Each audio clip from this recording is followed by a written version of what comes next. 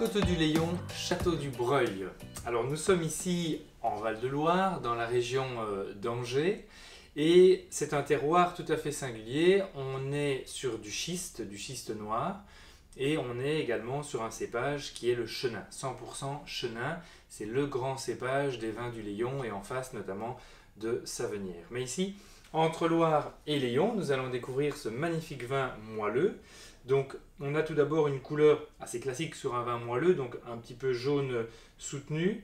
Maintenant on voit encore qu'il y a des reflets verdâtres, c'est un millésime récent. Donc c'est un vin qui est encore jeune, mais c'est aussi un vin qui a un grand potentiel de garde. Après quelques années, il prendra des reflets un peu plus or, paille et doré. Alors au niveau du nez, c'est splendide, c'est très typique chenin, c'est-à-dire que ça évoque vraiment le côté fruit à chair blanche. On est dans les arômes de gelée de coing, de poire, quelques touches de pomme, de pêche blanche. Mais on est vraiment dans ce registre-là. Des touches un petit peu florales également, hein, ça évoque l'acacia, ça évoque un petit peu le tilleul, légèrement mielé. Mais on est quand même surtout sur une dominante de fruits frais.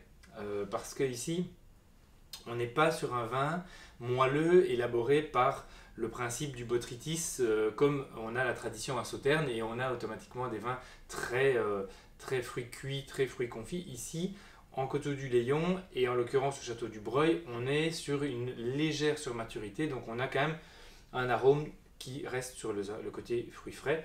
Et quand on le travaille un petit peu au deuxième nez, quelques touches un petit peu exotiques qui commencent à ressortir, une note notamment d'ananas et aussi d'agrumes confits. Alors on va voir en bouche.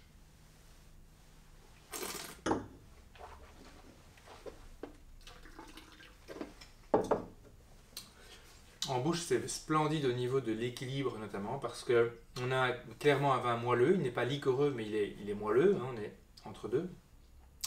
Et on a surtout une fraîcheur en fin de bouche qui est extraordinaire. Donc c'est vraiment un vin qui n'est jamais lourd dans la dégustation. C'est un vin moelleux, mais qui est très aérien, très frais finalement en fin de bouche. On a presque l'impression d'avoir eu un vin sec parce qu'on n'a pas du tout un côté pâteux. Donc c'est vraiment très très intéressant au niveau de l'équilibre. Pas trop d'alcool non plus. Et puis surtout, un vin où on croque dans ses fruits à chair blanche, la tarte aux poires, la gelée de coing, on a vraiment ce rappel, ces touches un peu pêche blanche. Donc vraiment l'idéal à déguster à l'apéritif pour les personnes qui aiment le vin moelleux en apéritif. Avec une entrée de foie gras, pourquoi pas, hein, c'est pas encore trop riche, donc on pourrait sans problème suivre derrière sur un vin rouge. Mais après, mon coup de cœur, ce serait de le servir avec un fromage un petit peu bleu comme un gorgonzola, ou alors partir sur un dessert et allons vraiment dans la direction du vin, donc un dessert sur le thème de la poire. Ça peut être voilà, une tartelette aux poires rôties, ça peut être vraiment dans cette direction-là. Voilà, je vous souhaite en tout cas une très très bonne dégustation avec ce vin, donc qu'il faudra servir bien frais bien évidemment, et qui peut se garder quelques années. Bonne dégustation.